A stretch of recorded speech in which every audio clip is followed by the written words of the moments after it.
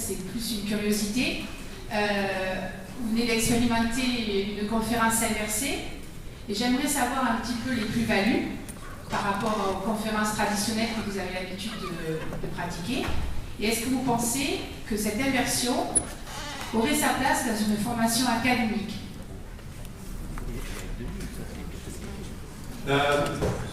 Bien entendu, me semble-t-il qu'on parlait des effets, des valeurs ajoutées de la classe inversée. Malheureusement, je n'ai pas bien entendu, il y avait du chouïa sur la ligne, la fin de la question. Alors, est-ce que cette procédure d'inversion, dans le cadre d'une conférence, comme vous venez de l'expérimenter, j'aimerais connaître les plus-values et j'aimerais savoir si on pourrait transférer, donc préparer en fait des stagiaires qui s'inscrivent dans des formations en inversant comme ça, en amenant du contenu et en mettant les ressources à disposition avant le temps présentiel.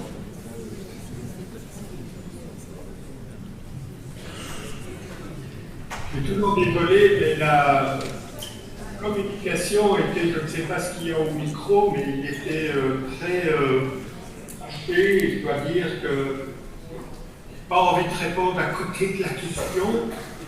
Et c'est très... Oui. Sur la possibilité de le faire pour les stagiaires, donc vous êtes en formation, Ah oui, très bien.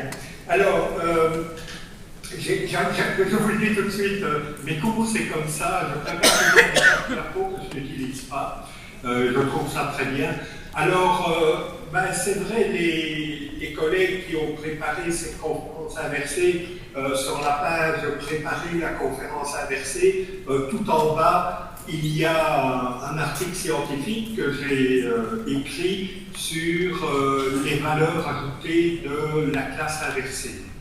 Alors, les résultats, et je vous dis tout de suite, c'était environ 250 réponses venant de Belgique, France, Québec, etc., et même quelques pays autres qui ont bien voulu répondre.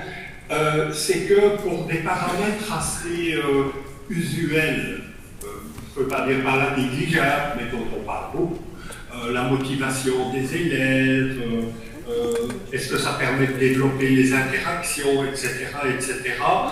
Les résultats que j'ai trouvés me semblent intuitifs, mais peut-être un tout petit peu bousculants. Donc, vous savez quand même que j'en ai parlé un petit peu, je distingue le type 1, où la théorie médiatisée intervient avant, on fait des applications, ce qui est déjà très bien, puisque l'enseignant trouve un moyen de gagner un peu de temps pour s'occuper de manière différenciée ou privilégiée des élèves, et le type 2, où c'est finalement l'élève qui devient auteur de son apprentissage et enseignant pour les autres. Bon, voilà. Alors, ce que je vais montrer, c'est que le type 1 fait un petit peu mieux. On est dans le un petit peu mieux. Je m'attendais à cela. Les personnes ne seront peut-être pas contentes qui veulent appliquer la classe inversée de type 1. On est dans un petit peu mieux au niveau des savoirs, au niveau de paramètres comme la motivation, etc., etc. Ce qu'on constate en tout cas, et pour moi c'est réjouissant, c'est qu'au niveau des savoirs eux-mêmes, vous savez, ce qu'on vérifie par des examens, par des questions, par des QCM, etc., les savoirs formels, leur appropriation ne diminue pas. Il n'y a pas de perte. Vous allez me dire, on aurait mieux aimé que tu nous dises il y a un bénéfice, mais non, il n'y a pas de perte. Il n'y a pas de perte chez les élèves qui sont catégorisés comme bons par les enseignants, c'est-à-dire des élèves qui comprennent bien les intentions de l'enseignant, ce qu'il demande, ils étudient bien leurs leçons, etc. Par contre, l'effet au niveau des apprentissages des savoirs serait le plus grand pour les élèves défavorisés, non pas par le fait des vidéos, mais par le fait que l'enseignant gagne plus de temps pour s'occuper de l'élève en difficulté, comme je l'ai dit dans le type A. Néanmoins, les effets les plus importants au niveau développement de compétences, motivation, engagement des élèves dans la tâche, activité, interactivité, ce sont bien les types 2 et 3. Ben oui, pardi, on met les élèves en activité, on les fait travailler en groupe, il y a le conflit socio-cognitif qui opère, il y a le développement de compétences, etc., etc. Ce qui m'a le plus étonné, c'est, et vous le verrez donc, si vous allez dans l'article qui est sur la dernière page donc, de la feuille d'Écritech, c'est les possibilités de différenciation. Différenciation sur les contenus, ça veut dire que, par exemple, dans la classe, dans les îlots, tous les élèves ne travaillent pas les mêmes contenus en même temps, donc on différencie sur les contenus, on différencie sur les processus, c'est-à-dire que dans certains cas, c'est l'enseignant qui explique, dans d'autres cas, c'est un élève qui a bien compris qui va expliquer aux autres, dans d'autres cas, on est plus dans des méthodes de projets, de problèmes, etc., etc. Donc, pédagogie active, comme on dit. On différencie aussi sur les produits. Parce que ça, même la question que tu me posais là, Marie, est-ce que les résultats sont les meilleurs? Mais ça veut dire donc que le système changerait, mais l'évaluation ne changerait pas. Autrement dit, on serait toujours à évaluer par des QCM, des questions, quelle est la date de la première croisade, des choses comme ça. Mais non, si le système est en train de changer, comme je l'ai dit, rappelez-vous, le do-it-yourself, etc., mais les formes d'évaluation uniquement, j'insiste, uniquement certificatives, devront également évoluer. Autrement dit, on ne peut pas évaluer les effets de la classe inversée en regardant uniquement les résultats des élèves. On va travailler beaucoup plus l'évaluation formative, c'est-à-dire l'évaluation en cours de processus, l'évaluation par les pairs également. Et donc, je crois que c'est notre gros problème. Et c'est comme ça depuis 40 ans. Hein. Quand j'ai commencé à m'intéresser aux technologies éducatives, on mettait une classe sans CD-ROM, une classe avec CD-ROM, et on évaluait dans les deux cas les connaissances des élèves. Et on trouvait qu'il n'y avait pas beaucoup de différences. On a même appelé ça le No Significant Difference, le phénomène de la différence significative. Ce qui voulait dire que les savoirs étaient appris de la même façon, il n'y avait pas d'amélioration, il n'y avait pas de perte, mais que probablement les effets étaient ailleurs, dans le développement, ben oui, de compétences en recherche d'information, en travail d'équipe, etc. Et malheureusement, moi en tout cas, les enseignants peut-être aussi, nous ne sommes pas bien équipés pour évaluer des compétences, si ce n'est sur les produits de la compétence. Et ça me semble une piste intéressante, c'est que l'évaluation sur les connaissances, finalement, soit remplacée par une évaluation multimodale, quelque part, sur les productions des élèves. Et ça, c'est vraiment le sens d'un courant qui est en train d'arriver.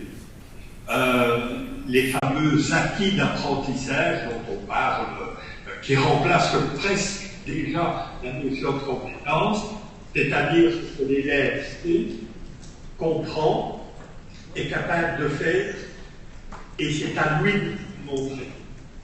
Et là où c'est un changement fondamental dans la société, dans le sens, comprenez les portfolios par exemple.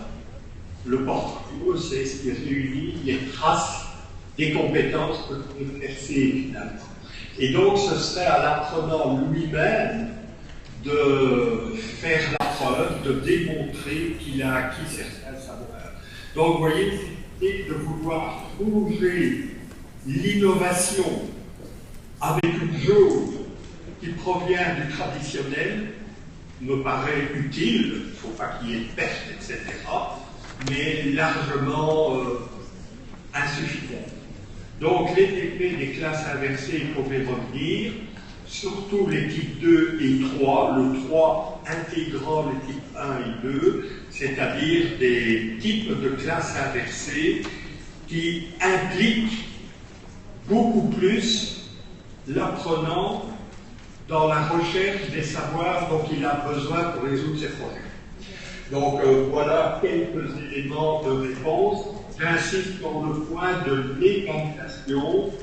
On ne peut pas penser l'innovation pédagogique en termes d'objectifs et de méthodes sans penser également que l'évaluation va devoir évoluer.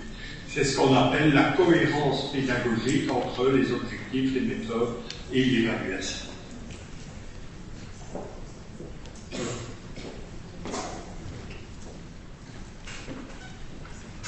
Est-ce qu'il y a d'autres questions de la salle ou est-ce qu'on va libérer Marcel Lebrun? Il y en a encore. Voilà. J'espère que ça va être plus audible, sinon il faudra venir ici, c'est plus simple, je pense. Oui, j'entends très bien ton micro, Catherine, mais le micro baladeur, il y a beaucoup d'interférences.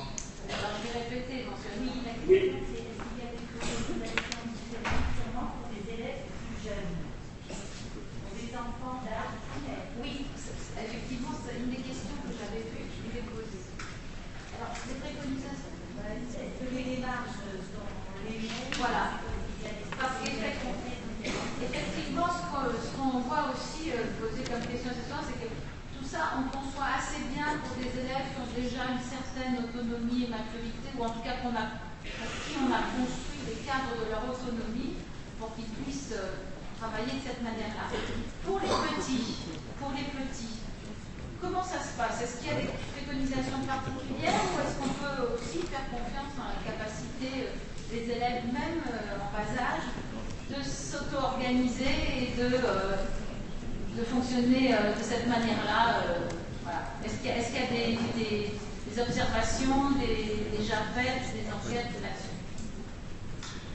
Bon, alors c'est une question qui est difficile. Alors, d'abord une réponse pragmatique. Quand j'avais fait la recherche dont j'ai parlé sur les pratiques dans les classes inversées, ma question à peu près c'était, vous faites de la classe inversée, dites-moi où vous enseignez, à quel niveau, quoi, comment vous faites, grosso modo. La pratique des classes inversées, je n'ai pas donc dit de la classe inversée qui est les vidéos à genre, les exercices faits, elle est présente à l'école primaire, à l'école secondaire, au supérieur et en formation gratuite. Ça, c'est la première question. Il y avait eu une intervention sur Twitter où on posait cette question-là, et la personne avait dit en primaire aussi, même les tout petits, non.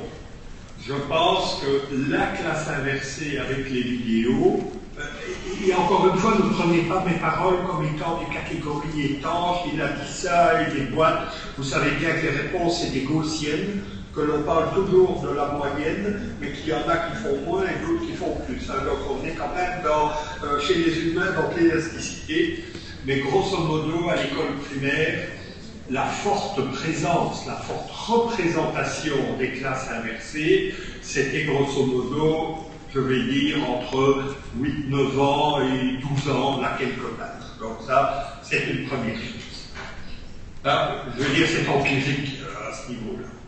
La deuxième chose, mais est-ce que vous pensez vraiment que des concepts comme travailler avec quelqu'un d'autre, être capable d'expérimenter par soi-même, communiquer, Est-ce que vous pensez réellement que ça commence à 18 ans ou à 16 ans? Les petits-enfants à 3-4 ans font ça. Les petits-enfants à 3-4 ans sont capables d'expérimenter. Ils font ça avec leurs blocs, là, ils mettent les uns sur les autres, ça c'est cool, etc. Ils n'arrêtent pas d'expérimenter. Je pense qu'une compétence, c'est quelque chose qui se construit toute la vie durant. On ne commence pas l'esprit critique à 22 ans. Même les étudiants qui arrivent en master, mais certains, au niveau esprit critique, bon Dieu, ils sont au ras des pâquerettes. Mais ils sont au ras des pâquerettes, il n'y a rien à dire. Et il y a des petits-enfants, voyez-vous. Moi j'ai des petits-enfants. Moi, je trouve que leur première expression d'esprit critique, c'est quand, pour la première fois, ils disent à papa, maman, non. Ils ne sont pas d'accord. Et là, je pense que ça veut dire que, bien sûr, on ne va pas demander à des petits-enfants de faire la comparaison critique entre Nietzsche et Camus, quoi. On le sait bien quand même. On va leur donner des objets qui sont adaptés à leur âge. Mais ils sont capables déjà de catégoriser. Ils sont capables déjà de commencer cet apprentissage des compétences. Et donc, cette histoire d'âge, moi, elle m'énerve un tout petit peu. Je pense que moi-même, à plus de 60 ans, je n'ai pas encore développé mon esprit critique complètement, que de toute façon, pour un enseignant, ça restera difficile de mettre 11 sur 20 ou 18 sur 20 à l'esprit critique. Moi, je ne vois pas comment on pourrait faire ça. Et donc, on est vraiment dans l'accompagnement du développement d'une compétence.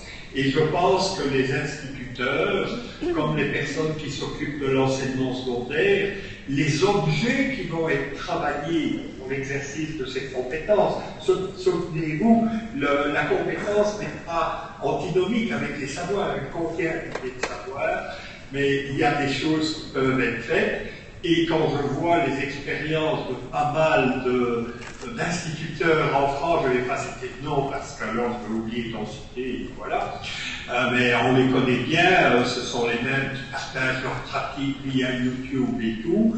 Mais ils font des choses avec les enfants où les enfants sont au tableau en train d'expliquer pourquoi ils ont mis telle fleur dans telle catégorie ou telle feuille d'arbre dans telle catégorie plutôt qu'une autre, etc.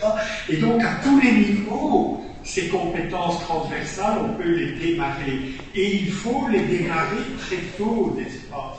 Sans oublier, mais oui, c'est dur, sans oublier les connaissances et savoirs de base, bien sûr, c'est fondamental, parce que comment voulez-vous communiquer sans maîtriser un tant soit peu la langue, travailler avec d'autres, etc. Donc, je pense qu'il y a des savoirs fondamentaux, et de manière amusante, je dirais, les classes inversées de type 2 et 3 sont davantage représentées à l'école secondaire, l'étudiant auteur de son apprentissage, collaborateur, etc. Et par contre, il y a une tendance à ce qu'au niveau des classes inversées, ce soit le type 1 qui soit plus utilisé à l'école primaire.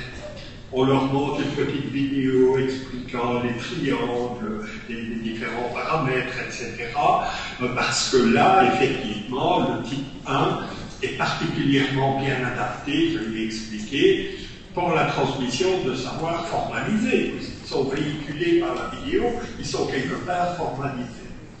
Par contre, les compétences seraient davantage travaillées dans le type 2, mais ça ne veut pas dire de nouveau que primaire égale type 1, principalement type 1 avec déjà des éléments de type 2, et au secondaire, principalement type 2, mais il reste des éléments de type 1, comme les vidéos typiques de la Khan Academy ou ce genre de choses. Donc, réellement, je pense que, je résume souvent comme ça, les compétences toute la vie durant, ça ne démarre pas à 24 ans. Les compétences toute la vie durant, ça démarre très tôt, dans la relation que l'enfant établit avec les autres, dans sa curiosité quasi naturelle, qui est celle de l'être humain, dans l'attention qu'il est capable de porter à des comportements, des attitudes. Papa, pourquoi tu fais ça? Maman, mais tu as dit tantôt que, etc., etc. Les enfants sont capables de ça. S'il vous plaît, l'école, n'éteignez pas ces compétences-là, mais continuez à les développer. Voilà ce que je suis en train de vous dire.